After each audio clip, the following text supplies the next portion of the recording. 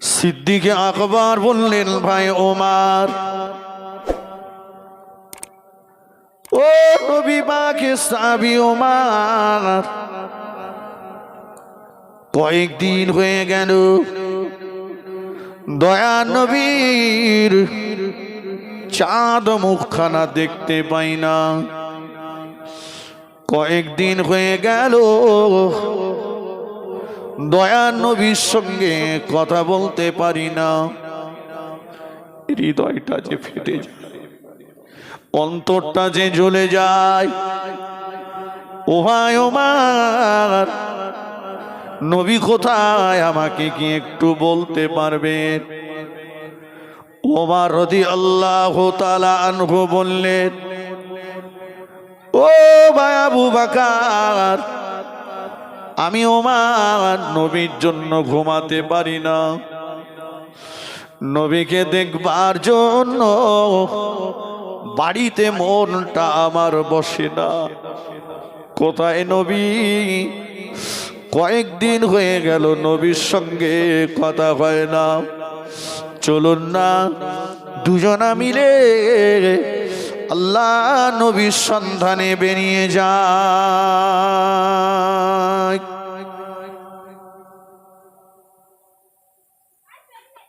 আবু বকর সিদ্দিক রাদিয়াল্লাহু আনহু, ওমর ফারুক রাদিয়াল্লাহু আনহু দুজনা মসজিদে নববী শরীফ থেকে বেরিয়ে পাগলের মতো আমার নবীকে খুঁজছেন।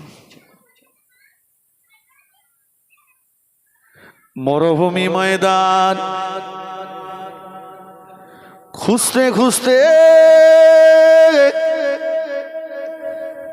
একটা পাহাড় নজরে এসে গেল। কে যেন ওই পাহাড়ের পাদদেশে বসে আছে। টুকটুক করে দুজনা আগিয়ে গেলেন। আগিয়ে যেয়ে দেখেন বসে থাকা ব্যক্তিটা অন্য কেউ নয়, উনি হচ্ছেন মদিনার একটা রাখাল। ওমর রাদিয়াল্লাহু আনহু বললেন, ও ভাই মদিনার রাখাল, তুমি কি আমাদের নবীকে দেখেছো? দয়া নবীর সংবাদটা কি একবার বলতে পারবে? মদিনার রাখাল বলল, কে আপনাদের নবী?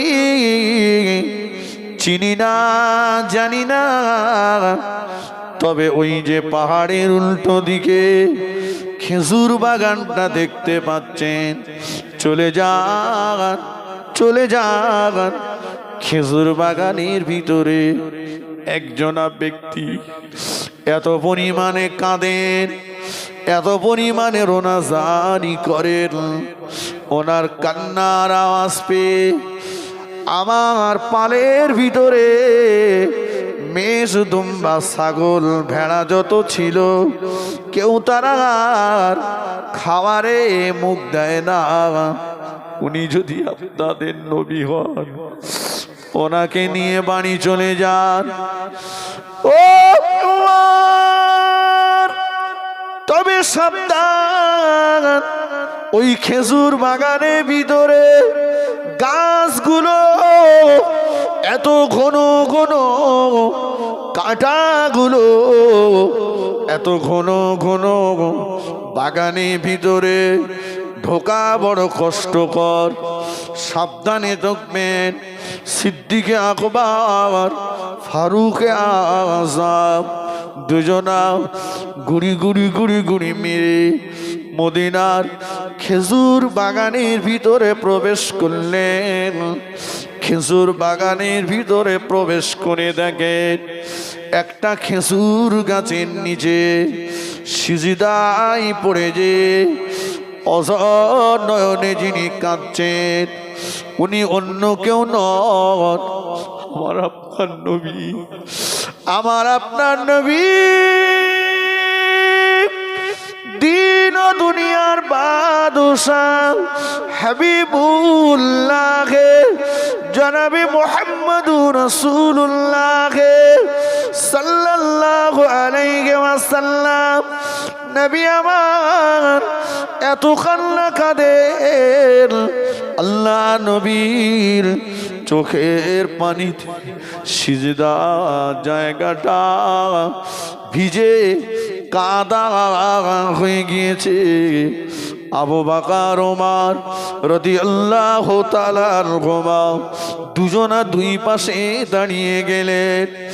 স্পষ্ট শুনতে পাচ্ছেন আল্লাহ নবী সিজদায় পড়ে যে কাঁদতেছেন। ওর রব্বুল আলামিন আল্লাহ পাক আমার উম্মতেরা বড় দুর্বল হবে, আমার উম্মতেরা বড় জয়ীফ হবে, আমার উম্মতেরা বড় কমজোরি হবে, আমার উম্মতেরা বড় দুর্বল হবে, আমার উম্মত বড় জয়ীফ হবে, আমার উম্মত বড় কমজোরি হবে। আল্লাহ পাক আমার উম্মত জাহান্নামের আগুনে দেবেন না। আল্লাহ আমার উম্মতকে জাহান্নামের আগুনে দেবেন না। আল্লাহ আমার উম্মতিরা জাহান্নামের আগুন সহ্য করতে পারবে না। আল্লাহ আমার উম্মতির জন্য জাহান্নামের আগুন মাফ করে দেন। আবু বকর ওমর হুজুর দুজনা দুই পাশে দাঁড়িয়ে বললেন, ইয়া রাসূলুল্লাহ,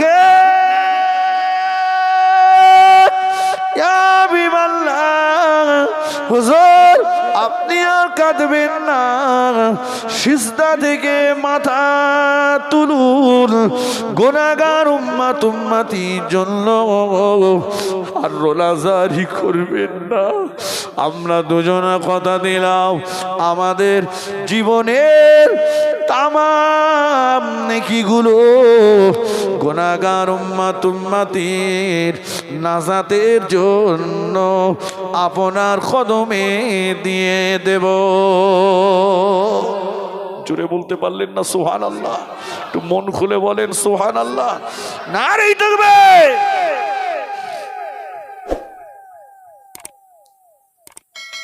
আল্লাহ রাসূল সাল্লাল্লাহু সিজদা থেকে মাথা তোলেন না। বুঝুন, ওয়াজ বুঝুন, নবী কাঁদছে কাদের জন্য? কথা বলেন। হে যুবক, মরণের জন্য বয়স লাগে না, লাগে? তোমার আমার মতো কত যুবক রাস্তায় গাড়ির তলায় চলে গেছে। তোমার আমার বয়সের কত যুবক হসপিটালের বেডে শুয়ে কাতরাচ্ছে। তোমার আমার মতো কত যুবক খাটিয়ার প্যাসেঞ্জার হয়ে গেছে। আমি তুমি যে বয়সে, আমার থেকে আপনার থেকে অনেক কম বয়সী ছেলেরা মেয়েরা কবরে চলে গেছে, অনেক বেশি বয়সী ছেলেরা মেয়েরা কবরে চলে গেছে। মাঝখানে বাকি আছি আমরা কজন? ঠিক কিনা বলেন? আমাদের জন্য গাড়িটাও এসে গেছে, মসজিদের কোণে গাড়িটা অপেক্ষা করছে, নাম তার খাটিয়া। যখন যার বাড়ির দরজার সামনে আসবে, পৃথিবীর কোন শক্তির ক্ষমতা নেই খাটিয়াটাকে ফেরত দেবে। কোথায় তুমি? আল্লাহ রাসূল বলেছেন, আন-নাওমু আখুন মাউত, ঘুম হলো মরণের ভাই। কোন মানুষ যখন ঘুমিয়ে যায়, তার ভিতর থেকে রূহটা বেরিয়ে যায়। ওই রূহটা আসমান আর জমিনের মাঝখানে ঘুরতে থাকে। ঘুরে ঘুরে যখন মানব দেহের ভিতরে প্রবেশ করে, তখনই তার ঘুম ভাঙে। ভাই, ঘুম যদি ভাঙে তো দুনিয়া দেখতে পাবো, ঘুম যদি ভাঙে তো দুনিয়া নজরে আসবে, আর ঘুম যদি না ভাঙে তো পরকাল চলে যাব। কথা ঠিক কিনা বলেন? এত বাহাদুরি কেন? আল্লাহ রাসূল সিজদা থেকে মাথা তোলেন না। ওমর রাদিয়াল্লাহু আনহু বললেন, ভাই আবু বকর, আপনি একটু আমার নবীর পাশে দাঁড়ান, দেখি কাকে নিয়ে আসলে আমার রাসূলুল্লাহ সিজদা থেকে মাথা তুলবেন? আল্লাহ নবী সাহাবী ওমর রাদিয়াল্লাহু তাআলা আনহু হুজুর আমার মদিনার খেজুর বাগান থেকে বার হলেন, পাগলের মতো দৌড়াতে লাগলেন। দৌড়ে দৌড়ে দৌড়ে দৌড়ে নবীর জামাতা হযরতে আলী রাদিয়াল্লাহু তাআলা আনহুর বাড়িতে চলে গেলেন। ও নবী পাকের জামাতা আলী, আল্লাহ নবীর সন্ধান পেয়ে গিয়েছি, আমার নবীকে খুঁজে খুঁজে পেয়ে গিয়েছি। তবে আমার নবী মদিনার খেজুর বাগানে সিজদায় পড়েছে। গুনাহগার গুনাহগার উম্মত উম্মতির জন্য এত কান্না কাঁদে, নবীর সিজদার জায়গাটা ভিজে কাদা হয়ে গিয়েছে। নবী সিজদা থেকে মাথা তোলেন না। কত চেষ্টা করলাম নবীর মোবারক মাথাটা সিজদা থেকে উঠাতে পারলাম না। ও আলী চলুন, আপনি নবীর জামাতা, মনে হয় আপনি গেলে নবী আর সিজদাই পড়ে থাকবেন না। আলী রাদিয়াল্লাহু তাআলা আনহু বললেন, না ও নবী সাহাবী ওমর, আপনারা দুজনা গিয়েছিলেন, নবী যখন মাথা তোলেননি আমি আলী গেলেও হবে না, বরঞ্চ আমি দুজনার নাম বলে দিচ্ছি যাদের দাবি আল্লাহ নবী জীবনেও কোনোদিন ঠেলে দেননি, যাদের কথা আল্লাহ নবী কোনোদিন অমান্য করেননি, যাদের দাবি আল্লাহ নবী কখনোই অপূরণ রাখেননি। ওরা অন্য কেউ নয়, ওরা হলো আমার দুই বেটা, জান্নাতি যুবকদের সরদার হযরত ইমাম হাসান হুসাইন রাদিয়াল্লাহু তাআলা আনহুমা। ওদের দুই ভাইকে নিয়ে যান, ওরা গেলে আল্লাহ নবী আর সিজদায় পড়ে থাকবেন না। ওমর রাদিয়াল্লাহু তাআলা আনহু দুই ভাইকে নিয়ে পাগলের মতো দৌড়াতে লাগলেন। দৌড়ে দৌড়ে মদিনার খেজুর বাগানে পৌঁছে গেলেন। ইমাম হাসান ইমাম হুসাইন রাদিয়াল্লাহু তাআলা আনহুমা দুজনা আল্লাহ নবীর দুই পাশে দাঁড়িয়ে গেলেন। ইয়া রাসূলুল্লাহ, ইয়া হাবিবাল্লাহ, ও আমাদের নানা ভাই, ও আমাদের নানা ভাই, আপনি তো আপনার নূরে জবানে জানিয়ে দিয়েছেন ফাতিমাতু সাইয়্যিদাতুন নিসাই আহলিল জান্নাহ, আমার ফাতেমা হলো জান্নাতি নারীদের সরদারিনী।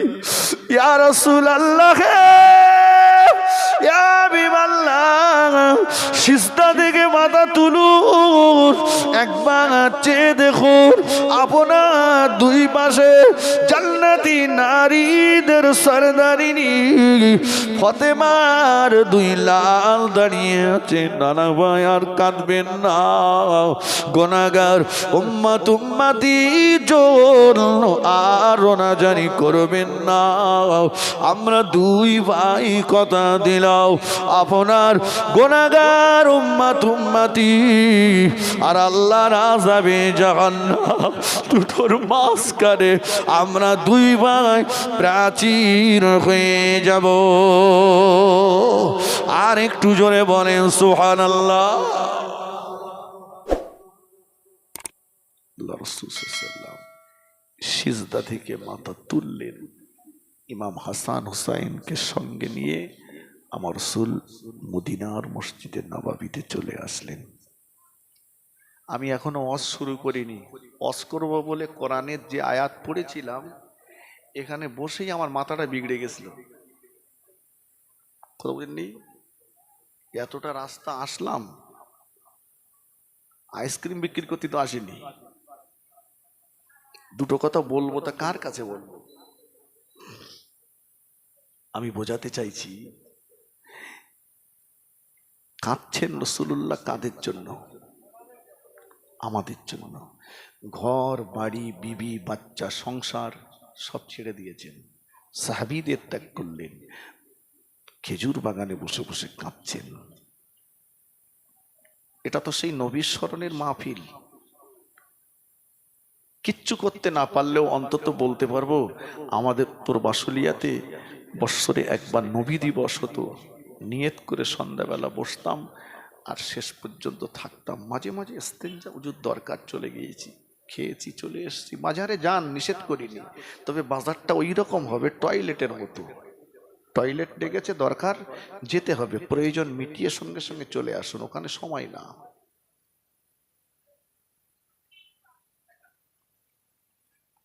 আজকে আমরা দিন পেয়েছি ভাই, যে সময়টা আপনারা এই মাহফিলের আয়োজন করেছেন আর আমি মাইকে মুখ লাগিয়েছি দুটো কথা বলার জন্য, এই সময়টা গোটা বিশ্বের মুসলমানদের জন্য একটা কঠিন এবং করুণ সময়। ঠিক কিনা বলেন? বিশ্ব জুড়ে শুরু হয়েছে মুসলিম নিধন যজ্ঞ। বেঈমানের দলেরা উঠে পড়ে লেগেছে, তাদের চিন্তা গোটা বিশ্বটাকে তারা মুসলিম শূন্য করে দিতে চায়। আমাদের ভাগ্য আকাশে যেন একটা কালো মেঘ উঠেছে। এখনো যদি আমরা সাবধান না হই, সচেতন যদি না হই, অজান্তেই আমাবস্যার কালো ঘুটঘুটে অন্ধকার রাত নেমে আসবে, যার ফজরের রক্ত হওয়া বড় কঠিন হয়ে যাবে। ভুল বলেছি আমি? ভাই, একই লাইনে 100 খড়ের চালের বাড়ি, লাইনে 100 খড়ের চালের বাড়ি, 100 নম্বরে আগুন লেগেছে।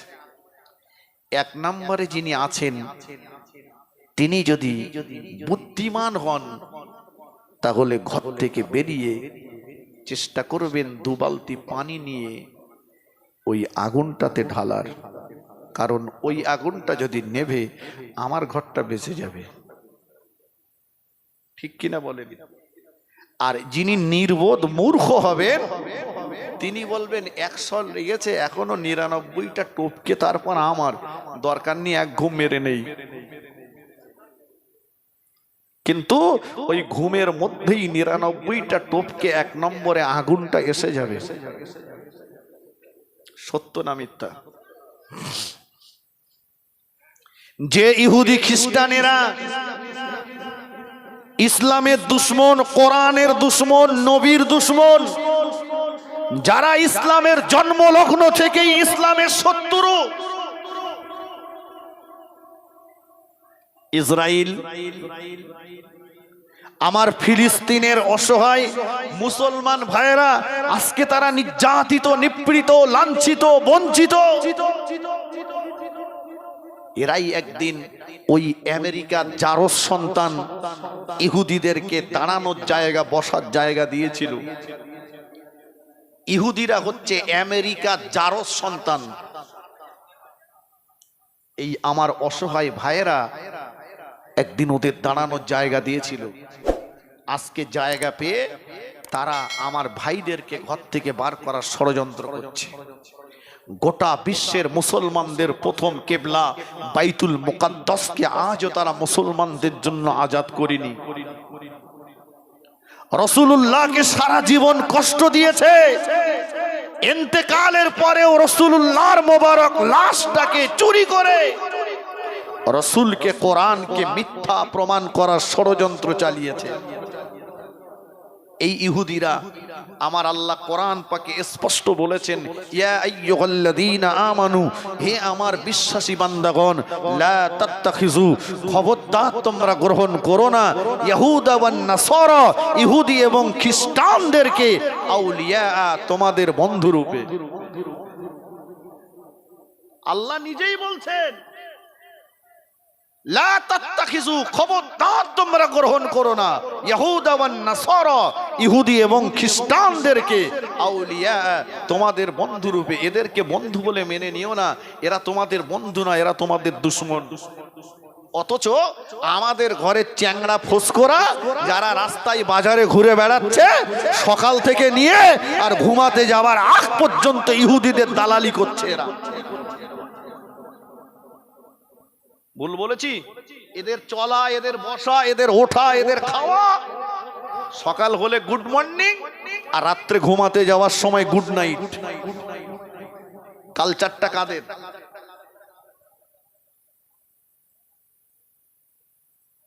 এরা প্যান্ট পরেছে সেটাও ইহুদিদের। এদের চুল কাটা, এদের খাওয়ার স্টাইল দেখেন। শুধু মুসলমানের ঘরে জন্ম নিলেই মুসলমান হওয়া যায় না, মানুষের ঘরে জন্ম নিলেই মানুষ হওয়া যায় না। আপনাকে যদি জিজ্ঞাসা করা হয় ভাই আপনার ছেলেটা কোথায় পড়ে, বলবেন আলামিন মিশনে পড়ে, কেউ অমুক মাদ্রাসাতে পড়ে, কেউ অমুক কলেজে পড়ে। কেন ভাই ওখানে দিলে? বলে ওখানে দিয়েছি ও যাতে মানুষের মতো মানুষ হয়, তাই মানুষ তৈরি করার জন্য। কেন ও কি মানুষ না? আমার কথা বোঝা যাচ্ছে? ও তো মানুষের ঘরে জন্ম নিয়েছে, তাহলে মানুষের ঘরে জন্ম নিলেই যদি মানুষ হওয়া যায়, তাহলে ওকে কেন আবার পাঠানো হচ্ছে মানুষ তৈরি করার জন্য? মনুষ্যত্ব বোধটা তৈরি হতে হবে যে কোথায় কি করছি আমি, এটা কোন জায়গা, স্থানকাল পাত্র দেখার দরকার আছে না নেই?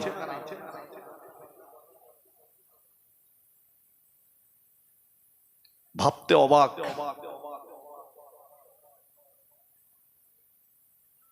ইহুদি খ্রিস্টানদের কালচার কেমন করেছে আজকে বলুন। পৃথিবীতে বহু ধর্ম অবলম্বী মানুষ রয়েছে, কিন্তু মহান আল্লাহ কোরআন পাকের ভিতরে বলেছেন ইন্নাদ দীনা ইনদাল্লাহিল ইসলাম। আল্লাহ বললেন আমার একমাত্র পছন্দনীয় ধর্ম হলো ইসলাম ধর্ম। সুবহানাল্লাহ বলবেন না? রাগ করছেন নাকি আপনারা? আচ্ছা, ইসলাম ধর্ম যদি আল্লাহর মনোনীত হয়, তাহলে সেই ধর্ম যারা গ্রহণ করেছে তারা কি আল্লাহর শত্রু হবে? তারাও আল্লাহর মনোনীত। বোঝার জিনিস, শুধু সুর শোনার জিনিস না। ধর্ম আল্লাহর মনোনীত, অতএব সেই ধর্ম যারা গ্রহণ করেছে তারাও আল্লাহর মনোনীত। তো সেই আল্লাহর মনোনীত ধর্মের মানুষেরা তারা নির্যাতিত, নিপীড়িত, লাঞ্ছিত, বঞ্চিত, অপমানিত, ঘৃণিত কেন? আল্লাহর ক্ষমতা বেশি না নরেন্দ্র মোদীর ক্ষমতা বেশি? একটু জোরে বলেন। আমার আল্লাহ এত বড় কুদরতওয়ালা। আল্লাহ পাক বললেন ইন্নাল্লাহা আলা কুল্লি শাইইন কদির, আমি আল্লাহ সর্বশক্তিমান। আল্লাহর কুদরতি খেলা দেখুন। জগতের শ্রেষ্ঠতম খোদাদ্রোহী মস্তান যে বলেছিল আল্লাহর সঙ্গে যুদ্ধ করব, আল্লাহ সেই শয়তান নমরুদকে মেরেছে একটা ছোট্ট প্রাণী, নাম তার মশা, একটা অসুস্থ হ্যান্ডিক্যাপ মশা দিয়ে জগতের শ্রেষ্ঠ মস্তানটাকে আল্লাহ জাহান্নামে পাঠিয়ে দিয়েছে। জোরে বলুন, মন খুলে বলেন। তাহলে আল্লাহর কুদরতি খেলা দেখেন। আল্লাহ মশা দিয়ে মস্তান মারছে, আর জগতের শ্রেষ্ঠ ঈমানওয়ালা আমার রাসূলুল্লাহকে আল্লাহ গারে সুরের ভিতরে হেফাজত করছেন। পৃথিবীর সবচাইতে দুর্বল ঘর যে ঘরটি হলো মাকড়সার ঘর, সেই মাকড়সার ঘর দিয়ে আল্লাহ বিশ্ব নবীকে হেফাজত করছেন। জোরে বলুন। বুঝতে হবে ভাই। তাহলে আল্লাহ মোস্তান মারতে পারে মশা দিয়ে, আর ইমানদারকে বাঁচাতে পারে মাকড়সার জাল দিয়ে। চাচা জুমার নামাজ কাজা করে ছুটতেছে, জুমার নামাজ পড়িনি, এমনি তো পড়ে না, শুক্রবারে একটু যায়, তাও মাঝে মাঝে ছেড়ে দেয় কাজ কাম থাকলে। বুঝতে পারেননি? মসজিদে তো অবস্থা যা, জলসায় মাশাআল্লাহ ভাওতা কম নেই। এক একটা জলসাকে কেন্দ্র করে লক্ষ লক্ষ টাকা ব্যয় হচ্ছে, কিন্তু মদখোর, গাঁজাখোর, তাড়িখোর, বিড়িখোর, দোট ঠেলা, আল ঠেলা, যে যা করতাম সমান বেগে করে যাচ্ছে। ঠিক কিনা বলেন? আমি এখানকার কথা বলছি না, এখানটা মাশাআল্লাহ সব ভালো, অসুবিধে নেই। জি, তাহলে আমি যে কথাটি বলছিলাম, জুমার নামাজটাও কাজা করে চাচা ছুটছে। চাচা আজকে জুমার নামাজে তোমার দেখলাম না। বলে দেখবে কি করে, আমি খুব জ্বালায় আছি বাপ। কি জ্বালা? বলছে দেখো না, আমার নাম হচ্ছে শুকুর আলী, কিন্তু আধার কার্ডে আমার নাম এসে গেছে কুকুর আলী। তাই খোকা, আমি এই কুকুর আলী কেটে শুকুর আলী করবো বলে একটু বিডিও অফিসে গিয়েছিলাম। কুকুর আলী কেটে শুকুর আলী করার চিন্তায় ব্যস্ত, কিন্তু হারাম বাদ দিয়ে হালাল করার চিন্তায় ব্যস্ত নেই। ঠিক কিনা? দুনিয়ার নাম পরিবর্তন করে কি হবে? পরিবর্তনটা আল্লাহর কাছে করার। ইন্নাল্লাহা লা ইয়ানজুরু ইলা সুওয়ারিকুম ওয়ালাকিন ইয়ানজুরু ইলা কুলুবিকুম ওয়া আমালিকুম। আল্লাহ বলেন, আল্লাহ কোনো মানুষের বাহ্যিক আবরণটা দেখবেন না, আল্লাহ দেখবেন মানুষের অন্তরটা এবং তার আমলটা। সুবহানাল্লাহ। কি বলছিলাম? তাহলে ক্ষমতা বেশি কার? আল্লাহর। সেই আল্লাহর ইবাদত তো আমরা করি, তো আমরা মার খাবো কেন? আমরা লাঞ্ছিত অপমানিত কেন? আল্লাহ পাক কোরআন শরীফের ভিতরে জানিয়ে দিলেন, ওয়ালা তাহিনু ওয়ালা তাহজানু ওয়া আনতুমুল আ'লাউনা ইন কুনতুম মুমিনিন। ও আমার বান্দা বান্দীরা, আমি আল্লাহ পাক জানিয়ে দিলাম, তোদের কোনো ভয় নাই, তোদের কোনো চিন্তা নাই। বান্দা, নরেন্দ্র মোদীর ভয় তোদের করতে হবে না, অমিত শাহর ভয় তোদের করতে হবে না। ও আমার বান্দা, তোরা তোদের নামটাকে মুমিনের তালিকায় লিখিয়ে দে। বান্দা, তোরা মুমিন হয়ে যাও। আমি আল্লাহ পাক জানিয়ে দিলাম, ওয়াকানা হাক্কান আলাইনা নাসরুল মুমিনিন। মুমিনদের বিপদে মুসিবতে সাহায্য করা আমি আল্লাহ আমার দায়িত্ব। জোরে বলেন, আর একটু জোরে বলেন সুবহানাল্লাহ। বলছি না, আল্লাহ বলেছেন ওয়ালা তাহিনু ওয়ালা তাহজানু, তোদের কোনো ভয় নেই, কোনো চিন্তা নেই। আল্লাহ কি মিথ্যা বলেন? নাউজুবিল্লাহ। আল্লাহ বলছেন কোনো ভয় নেই, কোনো চিন্তা নেই, শর্ত ওয়া আনতুমুল আ'লাউনা ইন কুনতুম মুমিনিন। বান্দা, তোরা তোদের নামটাকে মুমিনের তালিকায় লিখিয়ে দে, তোরা মুমিন হয়ে যা। কি হতে হবে বাপ? মুমিন। মুমিন কে? বাপ বড় শখ করে নাম রেখেছে আব্দুল মোমেন, গ্যাজার কলকে দমনা দিদি ঘুম লাগে না, এই মোমেন। আব্দুল মোমেন হারিয়ানা খেলি, মদ না খেলি ওর সারা দিন রাত কাটে না। আব্দুল মোমেন নাম 3 বান্ডেল বিড়ি না হলি রাত পার হয় না। মোমেন, মোমেনের ডেফিনেশন কি?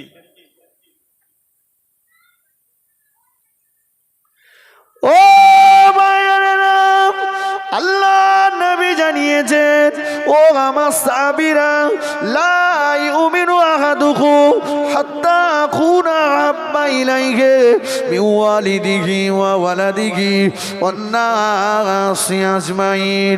অতক্ষণ পর্যন্ত তুমি পূর্ণ ঈমানদার হতে পারবে না যতক্ষণ না পর্যন্ত তুমি তোমার পিতা মাতা, তুমি তোমার পিতা মাতা, সন্তান সন্ততি, অন্নাস, গোটা পৃথিবীর সব মানুষের চাইতে আমি রাসূলুল্লাহ আমাকে বেশি ভালো না বাসতে পারবে, তুমি পূর্ণ ঈমানদার হতে পারবে না।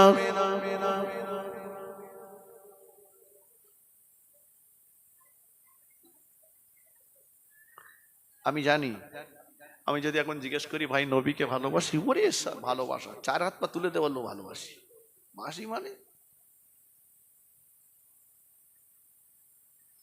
আচ্ছা, ভালোবাসা আমি দেখাচ্ছি, তার আগে বলি, আল্লাহ বলেছেন ইমানদারদের হেফাজতের দায়িত্ব আমার।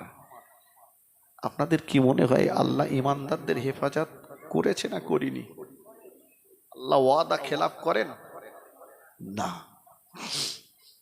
আচ্ছা ভাই, আপনারা কেউ আজমির শরীফে গেছেন? কথা বলেন। এই খাজা গরিবে নওয়াজের মাজারে শুধু কি মুসলমান যায়? না। আচ্ছা, আপনাদের নিকটবর্তী কোন একটা আল্লাহর ওলির নাম বলেন দিন। হ্যাঁ, হিজলি। এই হিজলি শরীফে শুধু মুসলমান যায়? না। আচ্ছা, ফুরফুরা শরীফে শুধু মুসলমান যায়? আমি বসিরহাট থেকে এসেছি, যাবেন আল্লামা রুহুল আমিন রহমাতুল্লাহ আলাইহির মাজারে, সকাল থেকেই হিন্দুরা বেশি লাইন দেয়। অজ বুঝুন ভাই, আমরা জীবিত আর তারা ইন্তেকাল করেছেন, জায়গা পরিবর্তন করেছেন, তারা কবরে চলে গেছেন। আমাদের মতো জীবিত মানুষগুলোকে দেখে ঠাট্টা বিদ্রুপ করছে, মারতে যাচ্ছে, আমাদের দেখে ঘৃণা করছে, আমাদের দেখে। আর ওই সমস্ত কবরওয়ালা মানুষগুলোকে তারা সম্মান দেখাচ্ছে। কেউ যে মাজার ধুয়ে পানি নিচ্ছে, কেউ যে মাজারে সিজদা করছে, কেউ চাদর দিচ্ছে, কেউ ফুল দিচ্ছে। শিরক কুফর আপন জায়গায় থাক, তারা ওই কবরে যাওয়া মানুষগুলোকে সম্মান দিচ্ছে আর জ্যান্ত মানুষগুলোকে বেইজ্জতি করছে। এটা বোঝাতে চাইছি আমি, ঠিক কিনা? আচ্ছা, সুফি ফতে আলী হুজুরের হাত দুটো ছিল না চারটে ছিল? দাদা হুজুরের হাত কটা ছিল? এই হিজলি শরীফের হুজুরের হাত কটা ছিল? আমাদের কটা? পা কটা? সকালবেলা আমার মা বোনেরা দেখবেন, আমি প্রায় বলি, ঘুমের থেকে উঠে উঠোন ঝাড়ু দেয়, দেওয়ার পরে ঘর বাড়ি উঠোন খালা ঝাড় দিয়ে কিছুটা মাল মেডিসিন একত্রিত হয়। আমাদের বসিরহাটের দিকে ওগুলোকে বলে জঞ্জাল। আপনারা কি বলেন? জঞ্জাল। এই জঞ্জালগুলোকে কেউ বস্তা করে বাক্সে তুলে রাখে না ডাস্টবিনে ফেলে দেয়? ডাস্টবিনে ফেলে দেয়। আচ্ছা ভাই, এই জঞ্জালের ভিতরে কোনো মা বোনের লক্ষ্যে যদি একটা 10 টাকা কি 5 টাকার কয়েন দেখতে পাই, ওটাও ঝাঁটার আগায় ফেলে দেবে? ওটা কিন্তু তুলে মুছে আঁচলে বেঁধে রাখবে, তাই না? জঞ্জালের ভিতরে 5 টাকার কয়েন, 5 টাকার কয়েনের জায়গা হলো আঁচলে, বাকি জিনিসগুলো জায়গা ডাস্টবিনে হলো কেন? আমার কথা ব্রেনে ঢুকছে না স্লিপ খাচ্ছে? ভাই, 5 টাকার কয়েন একক, জঞ্জালের ভিতরে একরকম জিনিস নেই, হরেক রকম জিনিস। পেঁয়াজের খোসা, আলুর খোসা, বিভিন্ন সবজির খোসা, রসুনের খোসা, ধুলো বালি, কাগজপত্র, হরেক রকম জিনিস থাকবার কারণে ওর জায়গা হয়েছে ঝাঁটার আগায় ডাস্টবিন, নর্দমা, সারগাদায়।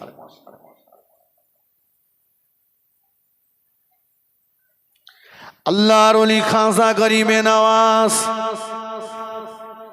মঈনুদ্দিন চিশতি আজমিরি রহমাতুল্লাহ আলাইহি হুজুরের জীবনটা ছিল 5 টাকা কয়েনের মতো জীবন। খাজা কুতুবউদ্দিন বখতিয়ারি কাকি, নিজামউদ্দিন আউলিয়া, হারেবারে শাহ রহমাতুল্লাহ আলাইহি, সুফি ফতে আলী ওয়াইসি রহমাতুল্লাহ আলাইহি, মুজাদ্দিদুজ্জামান দাদা হুজুর পীর কেবলা রহমাতুল্লাহ আলাইহি, 5 হুজুর কেবলার জীবনটা ছিল 5 টাকার কয়েনের মতো জীবন। বসিরহাটের আল্লামা রুহুল আমিন রহমাতুল্লাহ আলাইহির জীবনটা ছিল 5 টাকার কয়েনের মতো জীবন। হাড়োয়া পীর গোনাচাঁদ আব্বাস আলী কাজী রহমাতুল্লাহ আলাইহি হুজুরের জীবনটা ছিল 5 টাকার কয়েনের মতো জীবন। হিজলি শরীফের হুজুরের জীবনটা ছিল 5 টাকার কয়েনের মতো জীবন। মোস্তফা মাদানী রহমাতুল্লাহ আলাইহি হুজুরের জীবনটা ছিল 5 টাকার কয়েনের মতো জীবন। শাহ আব্দুল মাহমুদ মেদিনাপুরী হুজুরের জীবনটা ছিল 5 টাকার কয়েনের মতো জীবন। সমাজে আমাদের অধিকাংশ মুসলমানের জীবনটা হয়ে গিয়েছে জঞ্জাল মার্কা জীবন।